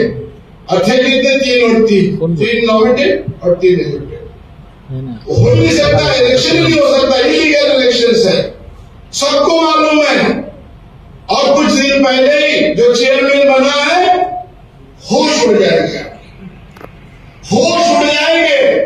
जिस अंदाज में उस बोर्ड से मैं इसमें फौजिया खान की ये बात कर रहा हूं, उस बोर्ड में जो एक रेजोल्यूशन पास किया गया है, जो अंबानी को जगह दे दी गई है, उसमें फौजिया खान नहीं है। ये सारे लोगों ने दस्तखत कर दिए, रेजोल्यूशन पास कर दिया, आदमी खामोशी में है, वो आने वाला है, आज नहीं कल है, पूरी तरीके से पूरे दबाव से। जो चेयरमैन बना है उसकी सिग्नेचर है उसके अंदर। जिसने अंबानी को जगह दे दिया है, क्या वो चेयरमैन उनको एक्सेप्ट है? नहीं है। कोई महाराष्ट्र में मुसलमान तंजीम जो उसके खिलाफ आवाज उठाए? है कोई मुसलमानों में कोई लोग जो उसके खिलाफ आवाज करे? है कोई मुसलमानों में कोई बड़े लोग कि भाई ये इलीगल हो रहा है, गलत हो रहा है? एक ही तहरीक है, तहरीक औकाफ, जिसने उस चेयरमैन के खिलाफ हाई कोर्ट में रिट पिटीशन दाखिल किया है और वो जवाब के साथ किया है। एक मैडम का दफ्तर में हुआ, फौजिया खान वहां पार्लियामेंट में थी। रूल्स ऐसे हैं, कानून है इनके कि जिस वक्त पार्लियामेंट चलता है तो आप मीटिंग नहीं ले सकते। तो आपने मीटिंग रखी कैसी? वो कैसे आएगी? नहीं थी फौजिया खान मीटिंग। 3 ही लोग थे, 3 ही लोगों के चेयरमैन बन गए। हो सकता है क्यों हम खामोश है? और यही वजह तो है ये बिल लाने का मकसद है। हम लोग आवाज नहीं उठाते, कोई कहते नहीं है। कोई तहरीक औकाफ एक ऐसा है जिसके पहले 7 लोगों के ऊपर हमने एफआईआर दाखिल किया, डिस्क्वालीफाई किया। जो एक नागपुर का आसिफ कुरैशी नाम का जो बोर्ड का मेंबर था, जो बार काउंसिल महाराष्ट्र और गोवा का मेंबर था, ऐसे आदमी के खिलाफ कोई आवाज हो जाता है? उठाए इनके औकाफ ने, शब्बीर अंसारी ने उसको डिस्क्वालीफाई भी किया और उस पर एफआईआर भी दाखिल किया। और एफआईआर दाखिल ही नहीं किया, उनका रिजेक्ट हुआ सुप्रीम कोर्ट में। और उसी तरीके से हमारे पास है बाबा जानी दुर्रानी ने भी जो 2 केस किए थे, उनके खिलाफ भी एफआईआर दाखिल किया है, सुप्रीम कोर्ट में है आज भी है। हबीब वकील जैसा आदमी उसके ऊपर है। कोई मुसलमानों की हिम्मत करता जरूरत आता आगे मालूम है? कुछ नहीं है, खामोश बैठा सारी बकवास करता है। इतना गलत चेयरमैन बना, उसके लिए आवाज उठाने के लिए हम तैयार नहीं है। तो क्यों नहीं ऐसे बिल आए? क्यों नहीं ऐसे बिल आएंगे? मालूम है कि सब ये बिकने वाले लोग हैं, बिक रहे हैं, क्यों नहीं है? तो मैं इसके ऊपर ज्यादा बहस नहीं करूंगा। मैं फौजिया खान मैडम को मुबारकबाद दूंगा कि इससे पहले भी उन्होंने बोर्ड में इतराजात उठाए, जो उल्टे सीधे धंधे हो रहे थे, आ रहे हैं, वो सबको सामने लाने वाला। और ये अंबानी जो चला गया है उसमें एक बेव मोहतरमा है जिसकी रेजोल्यूशन के ऊपर सिग्नेचर नहीं है। किसको मालूम, कितने लोगों का नहीं, वो एक वाहिद है, नीला जी। नहीं, मैं नहीं करूंगी, नहीं दे दिया गया। करोड़ों रुपया जो प्रॉपर्टी है थोड़े दिन में आपके पास आने। क्या ये बिल का इलाज करना चाहिए? ये खतरनाक बिल है। और इस बिल के बारे में मैंने जैसा कहा है कि 107, 108 और 108A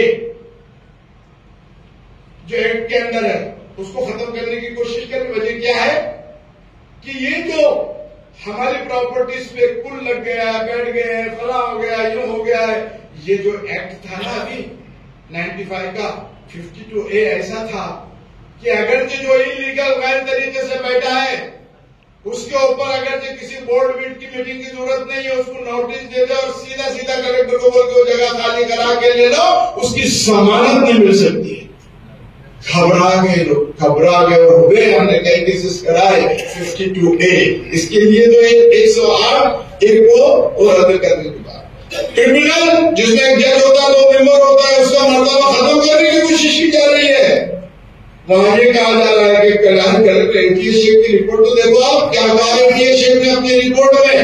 एटीएस शेख की रिपोर्ट किसके जमाने में थी और कहा आई, क्यों दबा दी गई?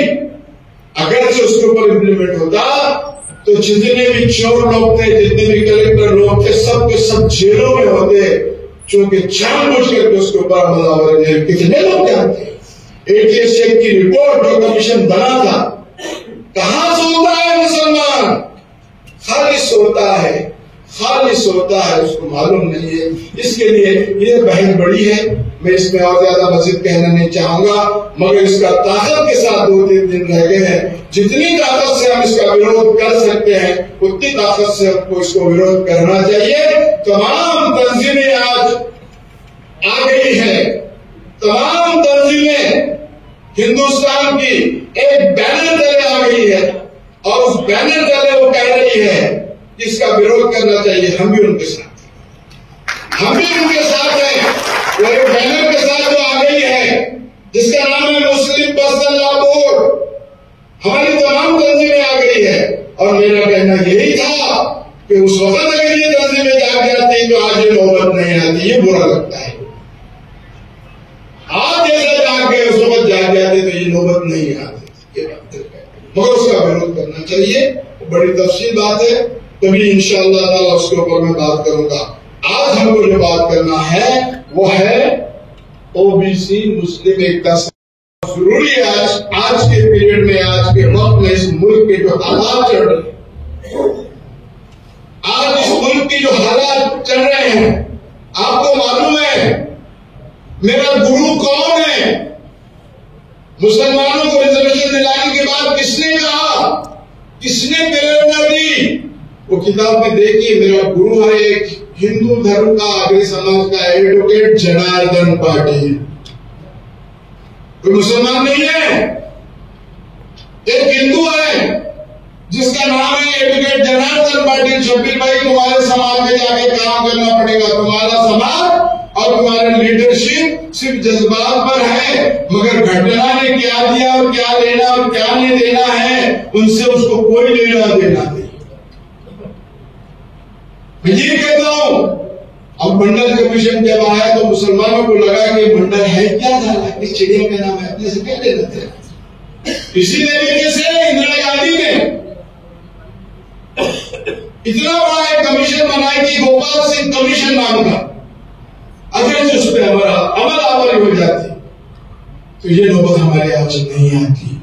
ऐसे ऐसे माइनॉरिटीज के लिए उन्होंने रखा था, उसको भी हमने, क्योंकि गोपाल सिंह कमीशन हमारा क्या लेना देना, जैसा मंडल का। और मंडल के लिए मुझे क्या मुसीबतें उठाना पड़ी, हर एक आदमी ने किताब पढ़ा थी, क्या क्या भी मुसीबतें मुझे हिंदू ओबीसी से और दलितों से नहीं थी। ये मेरा अगर साथ नहीं देते तो भाई आज उसमें सक्सेस नहीं होता था। ये हकीकत है। मुसलमान तो मुझे मारते थे, महल्ले में भी नहीं आते थे, काफिर का फतवा ही दीजिए मेरे को। हम ओबीसी नहीं, हम बनना भी नहीं चाहते, हमको होना भी नहीं चाहिए। ओबीसी के माने नहीं मालूम थे कि ओबीसी है क्या, मंडल कमीशन है क्या। अरे मंडल जो ये था, ये बिंदेश्वरी प्रसाद एक खासदार का नाम था, मंडल सरनेम था, उसने सबके लिए रखा था। और बाबा साहब अम्बेडकर ने जो तरतूब की थी घटना के अंदर 340 में, उसमें कोई धर्म का उल्लेख नहीं था, कहीं मजहब का उल्लेख नहीं था। इस मुल्क का रहने वाला कोई भी शहरी, चाहे वो हिंदू हो चाहे मुसलमान हो, जो शैक्षणिक और सामाजिक पिछड़ा है, उसको सहूलत मिलना चाहिए। इसके लिए दस्तूर में जो अमेंडमेंट आज हमको समझ में आ रहा है, वो अमेंडमेंट बाबा साहब ने 1950 में किया था कि दलितों की और आदिवासियों की आइडेंटिटी है, पहचान है, शनाख्त है। मगर ओबीसी कौन होगा इस मुल्क में किसी को मालूम नहीं था, उसी के लिए तरतूब। मगर हम समझते नहीं घटना क्या है, हमको मालूम ही नहीं ना दस्तूर क्या है और दस्तूर के क्या हक है, इसीलिए तो हम सबसे पीछे बैठे। दस्तूर को समझा नहीं हमने, कुरान को नहीं समझा तो दस्तूर को बहुत दूर की बात है। कुरान नहीं पढ़ते हम तो बहुत दूर की बात है। दस्तूर को, घटना को, जिस मुल्क में रहते हैं उसका एक दस्तूर होता है, घटना होती है, उसने हमको कितने इख्तियार दिए वो हमको मालूम नहीं, तो हम हक कैसा छीनेंगे। और उसी लड़ाई को नवाब शबीर अंसारी ने पहला आंदोलन दिल्ली में किया इंदिरा गांधी के खिलाफ 1982 में, जब उन्होंने लेने से इनकार किया। कन्याकुमारी से कश्मीर तक जब मंडल कमीशन रूल्स गवर्नमेंट चले गए, फिर इंदिरा गांधी की गवर्नमेंट आ गई और उनके पास हम गए, उन्होंने लेने से इनकार किया।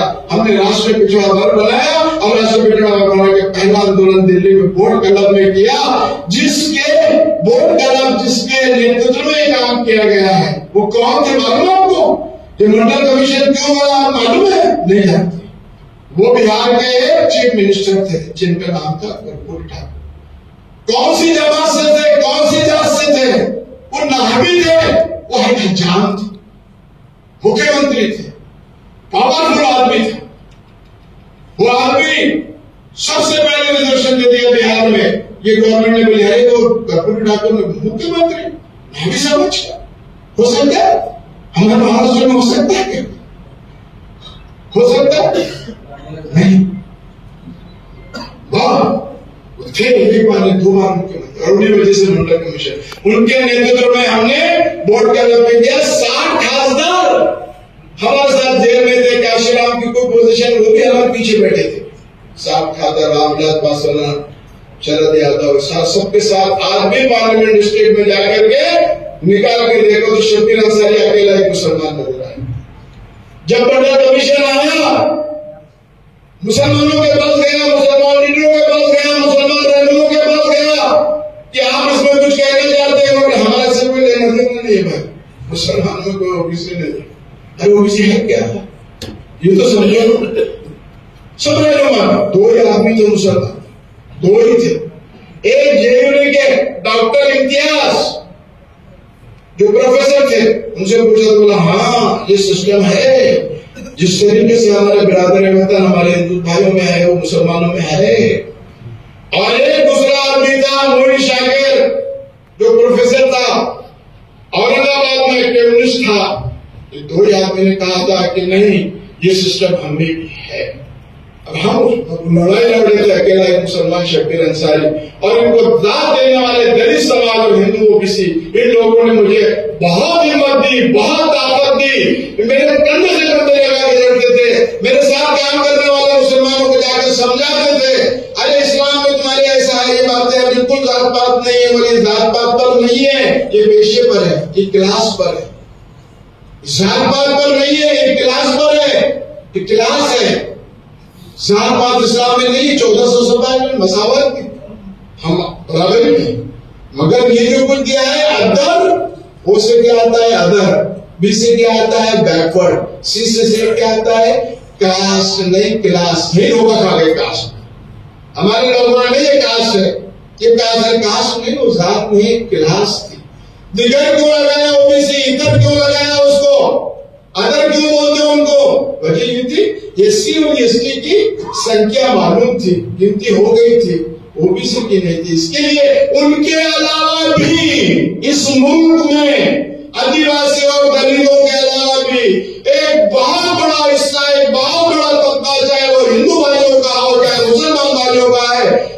सामाजिक और शैक्षणिक पिछड़ा है उसके लिए करतूत थी, इसको हमने समझने की कोशिश नहीं। और यही सारी मेरी पूरी जिंदगी गई।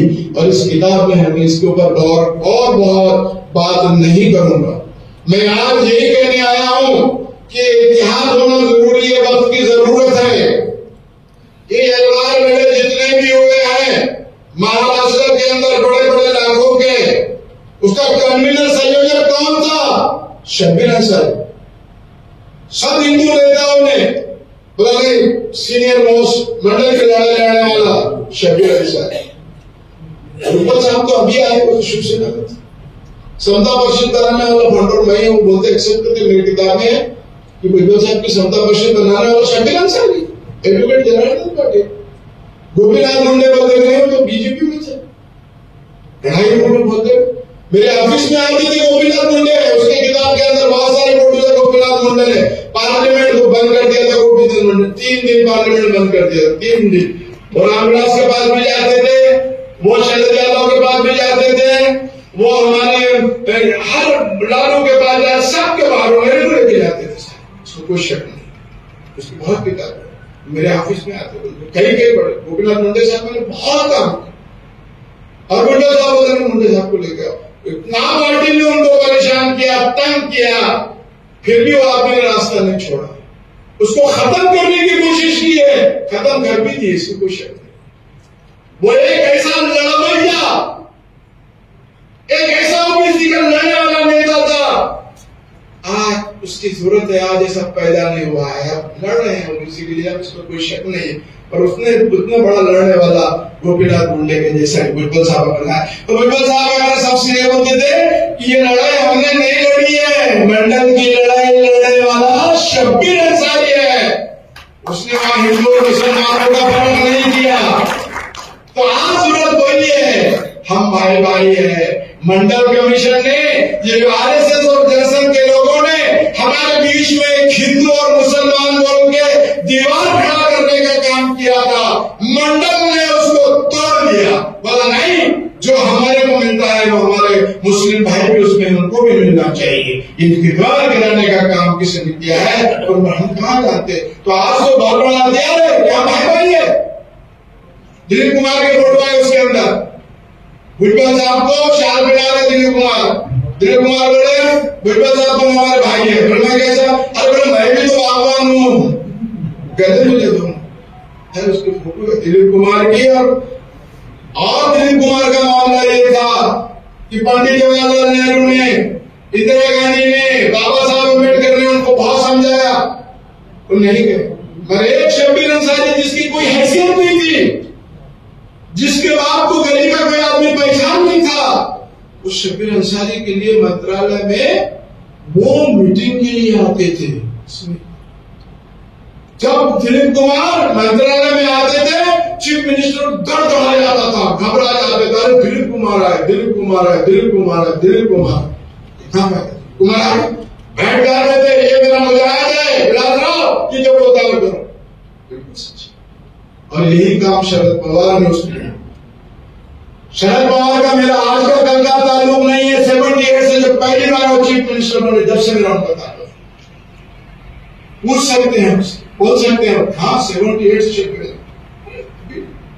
और जब लड़ाई हुई और तमाम मुसलमान लोग हमारे खिलाफ गए उनके पास, जितने भी जब नाम लेना नहीं चाहता मुसलमानों को, मंत्री लीडर, ये शब्बीर अंसारी पागल है, हमें कोई ओबीसी नहीं है, हमको नहीं चाहिए। तो शरद पवार बोले था शब्बीर भाई सारे मुसलमान हमारे खिलाफ, पूरे मुसलमान ऐसा बराबर है, उनको क्या मालूम। बड़ी बड़ी जगह रहती है, गाँव में देहात में रहने वाला है, उसकी जिंदगी वो कैसी गुजार है, उनको क्या मालूम। हर नए लोग कैसे दे सकते हैं, तुम्हें तो जात नहीं है ना। शरद पवार बोले मीटिंग लगाई, मीटिंग लगा 3.5 घंटे शरद पवार के साथ 94 की बात कर रहा हूं, 96 का मैंने दिया शरद पवार, शरद यादव मेरे साथ है, जो मैंने पहले निकाला था दे 96 से आप 30 साल हो रहे।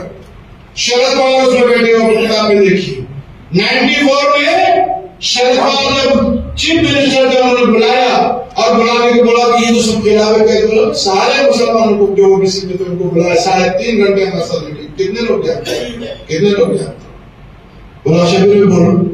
बोला देखिए साहब, ना ही मुझे मुसलमान के नाम से चाहिए, ना ही मुझे धर्म और मजहब के नाम से चाहिए, ना ही मुझे इस्लाम के नाम से चाहिए। अरे क्या बोला? हाँ?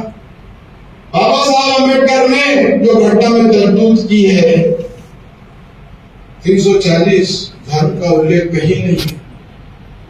जैसा हमारे हिंदू भाई जो पेशा करते हैं, नाइट भी है हमारे पास, अजम भी है हमारे पास, तहजीब भी है हमारे पास, अरमान भी है हमारे पास, सारे लोग हर एक पेशा करना है। हाँ बोले शक्ल में कितने होते हैं, गरीब लगाइए, गरीब लगाना शरद पवार बात पर क्या हर बड़े तो मेजॉरिटी के लोग होगा। हाँ साहब, तो फिर मगर नहीं, आपको तो इनके साथ न्याय करना पड़ेगा। बोलो बोलो, उनको समझ में आ गया कि बात मोड़ा और कॉन्स्टिट्यूशन बोलती है, इसको देना चाहिए। शरद पवार के पास रत्नाकर गायकवाड़ समाज कल्याण के सेक्रेटरी थे, जवान साहब, उनको बुलाया और बोला जो शब्बीर अंसारी बोलता वैसा ही जीआर निकलना चाहिए। ये शरद पवार के बोल थे। और रत्नाकर गायकवाड़ ने मुझे लेकर बोला, मैंने शरद पवार साहब को बोला कि जीआर ऐसा होगा। क्या जीआर था वो 94 7 दिसंबर 1994 का जीआर है, वो देख लीजिए, मेरे बुकों में भी है, ऑफिस में भी जाके देखिए क्या था वो जीआर। कितने लोगों को मालूम है? मालूम नहीं, गप्पा मारते हम खाली। ओबीसी वो जीआर ये था की यापुढे कोणत्याही धर्माचा बंधन न लावता मुस्लिम सहित जे यहाँ पर वर्गातील वर्ग बोला गया है, खिलाफ बोला गया है, साथ नहीं बोला। मुंडे साहब को बोला साहब ये तुम्हारा साथ नहीं है, वर्ग है यार, वर्ग में आ गए ना तो ये हमारे जो बढ़ गए ना, हम वो एक साथ आ गए तो बहुत जल्दी से आप बहुत हंसते थे, बहुत हंसते। क्यों अपने आप को बांट रहे हो? क्यों आगे जोड़ रहे हो? वर्ग बोलो ना, वर्ग बोलो, क्यों आगे बोल रहे हैं? वर्ग बोलो ना, तो भेदभाव मिटेगा ना। हम एक जगह आ जाएंगे ना सब लोग, हम बढ़ गए ना, हमको बांटे रहेंगे लोग। अरे वो नाम है, उसको काय को आने देते? अरे चौहान जो है आदिवासी, इसको काय को आने देते? अरे वो तो तेली है, अरे वो तो भला है, ये तो लड़ाने का काम किया है उन्होंने। और मंडल ने इसको खत्म किया, अपने मंडल को समझने की कोशिश में कि तुम वर्ग में हो, तुम सब एक हो, तुमकी सबकी समस्या एक है, तुम तब तक एक नहीं आते, सत्ता हासिल नहीं कर सकते। जैसा हम आगे बात है, तो हकीकत में है कि ये लोग अगर एक हो जाते तो हिंदुस्तान का प्राइम मिनिस्टर और कोई नहीं ओबीसी वाला ही बनता था, बनने वाला है। यही मैसेज हमको देना था और दे रहे हैं हम सब जगह कि हम अगर दलित और मुस्लिम और ओबीसी एक साथ इकट्ठे आ जाए, जो मंडल ने उनके पीछे की दीवार तोड़ दी कि हम सब एक वर्ग एक काम करने वाले एक साथ आ जाओ, तो देख लो नक्शा ही बदल जाएगा।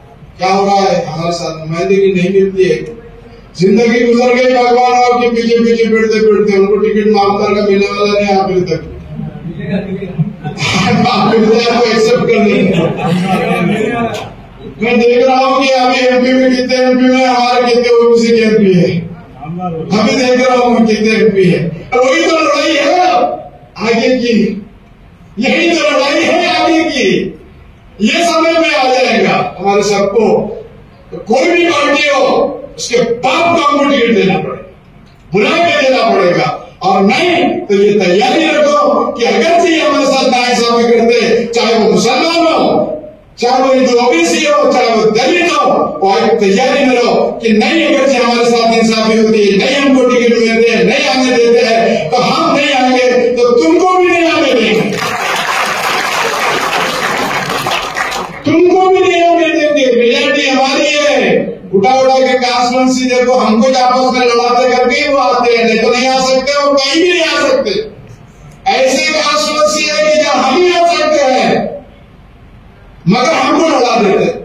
गौर में खड़े तो उनके सामने होकर मुसलमान खड़ा कर देंगे, वो नहीं है तो तीसरा और खड़ा कर देंगे, नहीं तो अब चौथा खड़ा कर देंगे। हमारा ओबीसी के साथ वैसे, हमारे दलित के साथ वैसे 26 जो कॉन्स्टिट्यूंसी है ये एससी की, उसमें जहां मेजॉरिटी में मुसलमान है वहां नहीं होना चाहिए था। जैसे कुर्ला है 34% डाला है, 16% दलित है, कितने हो गए? 50 के ऊपर चले गए ना। वैसी धारा भी है, ऐसे बहुत जगह है।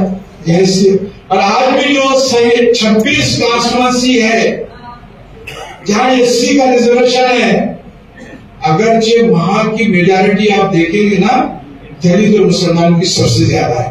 ये दोनों में अगर देखा जाए तो क्या कमाल है कि बाद आपका एक भी आदमी चुन करके आ जाएगा, चाहे हिकमत से काम ले ले तो सारे लोग हमारे चुन के आ सकते हैं, मगर उनको बताना पड़ेगा, समझाना पड़ेगा कि ये कॉन्स्टिट्यूंसी में ये है, ये बात है, यहाँ ऐसा इस तरीके से।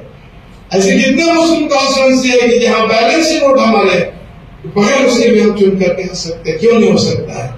तो ये तो हिम्मत करना पड़ेंगे, हमको एक जगह आना पड़ेगा। मंडल ने हमको एक जगह ला लिया है, अब हमको अपनी छोटी छोटी जातियों को दांतों में वहां बांटते हुए वर्गों में डालो, ये वर्ग है हम सबको एक जगह आना, और ये तीनों जमात एक साथ अगर आ जाए तो महाराष्ट्र का इस देश का भी नक्शा बदल जाएगा। और यही सब बात आज हमने रखे थे, इसीलिए मैं आया हूँ और मैं आप लोगों से उम्मीद करता हूँ कि आने वाले दिनों में गौर और फिक्र करो, सोचो, संजीदगी से गौर करो और हिम्मत से काम लो। अगर चाहे आपको जाना है तो ये हिम्मत अगर हम कर ले तो हम कामयाब होते हैं। और यही सब बात का आज मकसद था, यही बात कहते हुए अपनी बात को यही खत्म करता हूँ। जय हिंद, जय महाराष्ट्र, जय ओबीसी। शुक्रिया अदा करता हूँ तो अपना वक्त निकाल कर यहाँ हमें मार्गदर्शन करने के लिए आए हैं।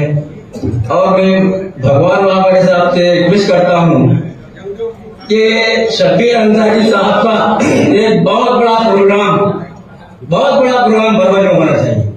ये बहुत शॉर्टकट होगा है, उनका जो तजुर्बा है, जो एक्सपीरियंस है, जो नॉलेज है, हमें 1% भी उनको पता नहीं चला, 1%। और साथ ही जितने भी मेहमान आए, बिट्टू भाई,